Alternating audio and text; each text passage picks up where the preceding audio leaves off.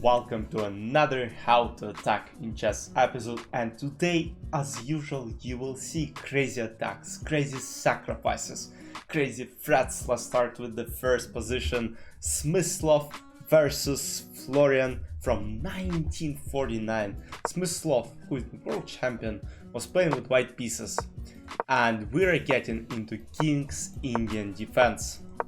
Some of the most, spicy chess openings that exist. e4, knight a6, bishop e2, c5, d5. We'll scroll through the opening real quick. Castle, takes, and now we start having fireworks. So queen h4. And now white are trying to basically, get all the pieces to the skin and try to attack it.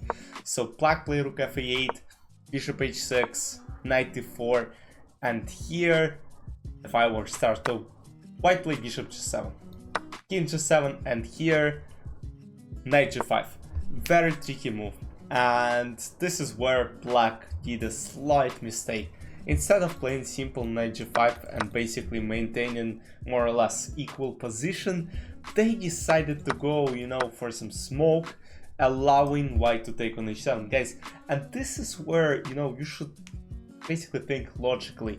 So in the following position, knight g5 was played. Why would you even consider a move like knight c3 unless you basically see that, this bishop is under attack, right? And I'll take it on next move. But at the same time, you gotta think of all the threats that white have. And I would be very scared to give up this pawn on h7. And Florian decided, okay, he decided, I'll sacrifice it anyways and maybe, I'll save the game. But now Smyslov plays b takes c3 very calmly. He doesn't go for queen f7 immediately. He allows black to take on g5, which is a huge blunder, because here this is a brilliant move, quiet move. The move is queen g7. The idea of queen g7 is basically that now white are threatening f4 with this queen h6 checkmate. Of course, rook e2 f4.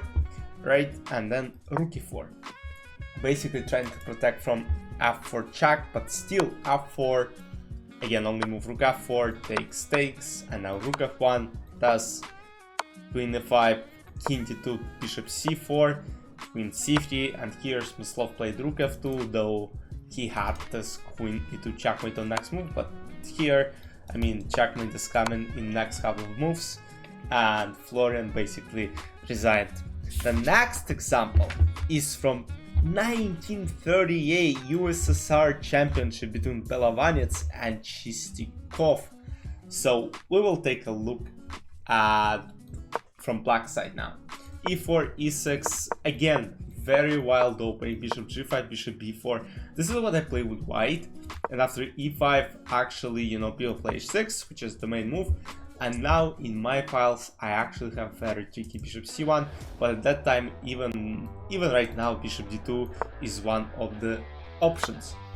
Bishop c3, b takes c3, knight e4, basically hitting the bishop on d2, queen g4, g6, bishop d3, knight d2, king d2, and now c5. So basically, white skin lost the right to castle, and black are trying to exploit it, even though, potentially there is bishop g6 sacrifice, and the game might become very spicy as well. Knight f3, knight c6, rook b1, queen c7, queen h4, and, slowly but surely, white are trying to create some threats, basically bringing the rook by b1, and black are trying to do something as well, because again the game is very, very weak. And according to computers, the best move is c4, but c4 actually helps white in this position, because basically, we need to basically open everything up in this position with black pieces so that we can attack on, let's say, c file. And what black did, they played bishop d7, queen f6, hitting the rook on h8, and now again castle, just bishop g6, and actually white are winning. Rook g8, h4, rook c8, h5, now takes, queen h6, and here black do something crazy. They play c takes d4, and here, of course, you probably found it, knight d4. knight d4, queen c3, king f3, and now rook c4. The idea is to basically try to hit this knight. Bishop c4 can take because of the pin. If rook b3, of course, queen d4, and black are winning the game. So here, white played queen f4 and used rook g4. And this is where white blundered. They played knight e2. Basically, their idea was that after rook f4, they will take on c3, or let's after this rook, they will take on c3, and they will be up a piece. But no. Because here, black play rook e4, and the idea is bishop e4 can take, because there is a pin. King has no moves except for king f3, but then take with check. And queen f4, basically rook e4, comes with check again, and black ended up winning game. Third position from game Tartakover Avia in Venice in 1948. And by looking at this position, you already can see some of the patterns that might happen. And here, black played boom, g takes f4, boom, king g3, and basically this king is walking up, and black will try to checkmate it. Queen d7, queen g4 is being threatened, knight h2, takes, now rook h4, king f3, bishop g2, king went for a walk, and here I would say it's actually a brilliant move, because there is no way it isn't, because they sacrificed the rook and now they're winning the game as well. Knight d6 come with tempos, king d3, queen f5, king d4, queen f4, and now with check, king c2, takes, b3, and of course, you know, black not only have two pieces for the rook, but also very active attack and very active pieces compared to basically rook e1 and rook a1, which are kind of passive. Queen d3, even though the skin is wide open as well, king f7, again if queen c7 there is simple king f6, rook c1, queen d2, and here again fireworks, knight c4, basically king d4, knight b6, and after takes, BAM! And you know, slowly black are checkmating white pieces, because basically here queen a2 is played, and after king b4, queen b2, and white resign, because king a5 walks into checkmate, queen a3, you won't go king a4 because queen b6 takes, and if king c5, queen f2, white are not able to go to the king and protect the queen on b6, so here no, white resigned. This position is from the game between Chigorin and Karo. Yeah, you're right, Karo can defense inventor, and Chigorin was playing with white pieces. e4, and Karo is not going, he's not playing Karo. He's not playing Karo. He thinks himself it's trash opening, that's why he plays e5. You know, very solid, gotta be solid these days. Knight c3, knight f6, and this game is actually insane.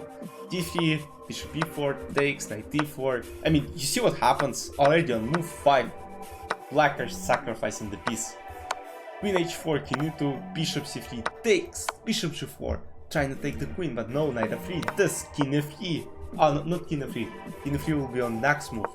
This, king f3, bishop f3, bishop b5 doesn't even take. c6 takes, queen h6, king e4.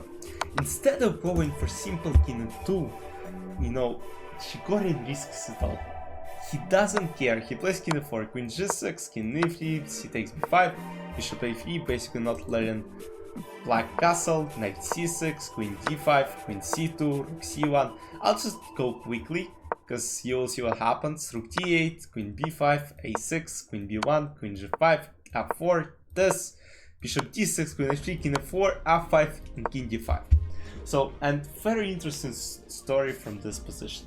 So, you know, at the time when basically people were playing somewhere in the hall, there was a huge chessboard where people were actually moving the pieces. There were not like no chess.com stuff, nothing. But basically, you know, people were moving, special people were moving pieces after seeing moves on the board. And what happened there is insane. So people actually were very confused, because once those special people put king on d5 and queen on b1, you know, some people try to basically go there and say, guys, you have a mistake. There should be queen on d5 and there should be king on b1. What happens? But I mean, such a crazy position. What is king doing on d5 in the middle of the game? It's insane. Queen g2, king c4, and in 7 moves, king would actually be on a1. There's this, and you see what happens, king a1. And now after e6, actually, white are winning the game. h5, rook g1, rook h7, and boom! Game over. Because basically rook g7, queen h5, and no way to basically defend from queen h8 checkmate. And black resigned. Next game, one of the quickest and one of the most beautiful draw lines that exists on planet Earth. And this is what you see in the thumbnail actually. e4, e5, knight f3, knight c3, bishop c5. And here, alright guys, nobody will play this unless, you know, you made a deal with your friend, you know, it's last round, you should qualify for some event, and you decide, alright, let's make a draw.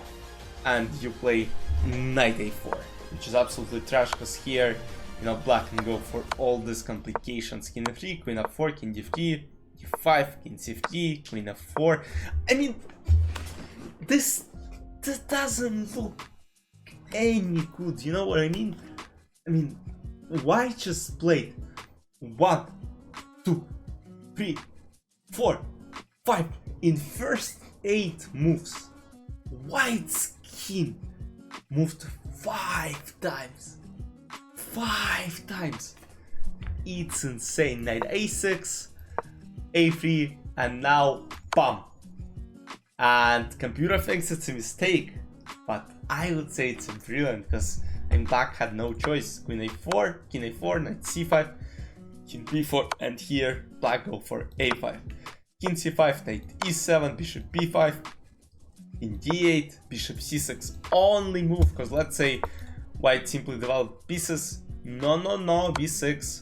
And basically bishop a4, same b6, king b5, bishop a6, checkmate. So that's why bishop c6 actually saves white pieces. We still play b6, and Stockfish, by the way, still evaluates it as an equal position, because it doesn't see that after this knight c6, king c6, bishop b7, Stockfish didn't see that white couldn't take on b7 because of king d7, and actually here white are winning and black are winning the game, because rook b8 checkmate is unstoppable. So king b5, bishop a6, king c6, and this is how the game ended in a draw. Another game, and this time from Murphy, one of the best attacking chess players in history. Murphy's playing with white pieces: e5, knight f3, knight f6, bishop c4, and here knight f4. Knight c3 takes again, some sort of gambit, and can you imagine that f6 in the following position is the best move? It's against all opening principles, but in this position it's actually good. And Murphy was, by the way, playing against one of the best defensive players of the time, Barnes. And Barnes was known for his defensive skills, and he had the best score against Murphy in their matches. f6, castle, queen e7, knight h4, trying to go for knight f5 or knight g6. Actually, let's watch it with black pieces, because this will demonstrate you how to defend as well. Queen h5, king d8 looks very scary, but at the same time, you know, white don't have anything winning. f4, of course Murphy is the best attacking player on the planet at that time, but still, you know, the guy was playing some insane defense. You know, defense, you know, in NBA, defense. Knight d7 this, and basically this king looks safe. Queen e6, and at some point, you know, this might come. But of course, Murphy was known for his sacrifices, and this game was no exception. You know, he already doesn't care about his knight, he doesn't care about his pieces. Bishop e3, knight c4, queen c6, queen f7, bishop a7, e4. And here actually, rook d5 gave white some advantage. Morphy plays rook d4, and after queen h5, rook f4 looks insane to me. Alright, queen d1 checkmate is not possible, no checkmates are actually possible. e3, e2, and black promoted another queen, and now they're winning. But don't rush with everything. Watch till the end. Rook e2, king h3, f5. So the idea of f5 move is basically that we're trying to checkmate, and let's say rook f5 happens, rook h2, king g4 this. So just to make sure we have some more threats. So after f5, queen c4, queen f1. The idea of queen f1 is basically sacrifice. It's actually a brilliant move, of course, because basically after rook f1, rook h2 is a checkmate. So now black started sacrificing all their pieces. King h4, this, king g5, queen g2 is actually a mistake. And you won't believe what happens next. So here actually queen g1 is the winning move, but after rook g4 there is queen f3 check. But what happened in the game was queen g2 is played, and after rook g4 there is no queen f3 check whatsoever. And let's say takes, there is actually this, which wasn't played in the game.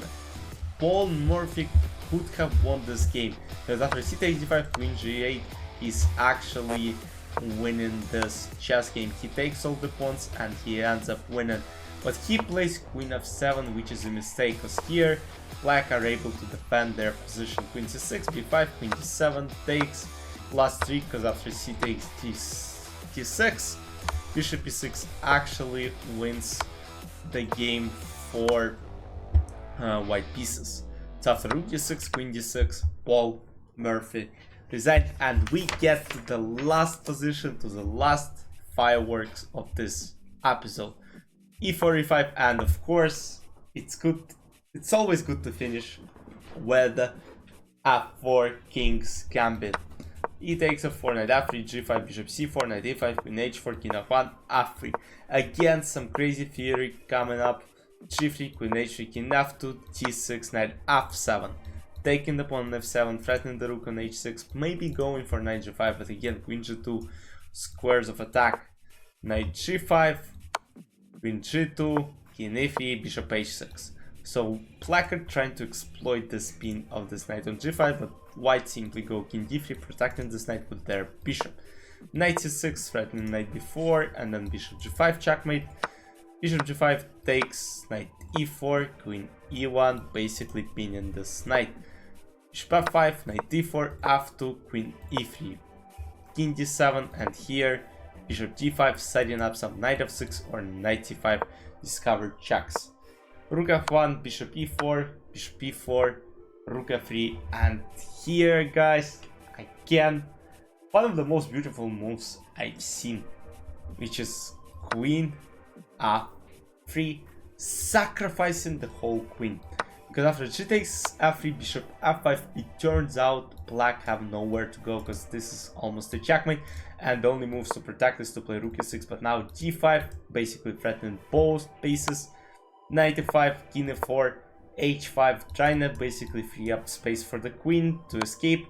Takes, king e8, bishop f6, h4 takes, king e5, and after takes, king f6 adds the game. Imagine winning like this in the actual game. Here black have no way to stop bishop g6 and e7, e8 queen promotion, and they resigned. Again, for those of you who watch till the end, you're big heroes. For those of you who don't, I'll show you something in the next video. But for now, I'll see you in the next episode of How to Attack in Chess. Stay tuned. In next episode, we're gonna see the most important mating patterns. Bye for now.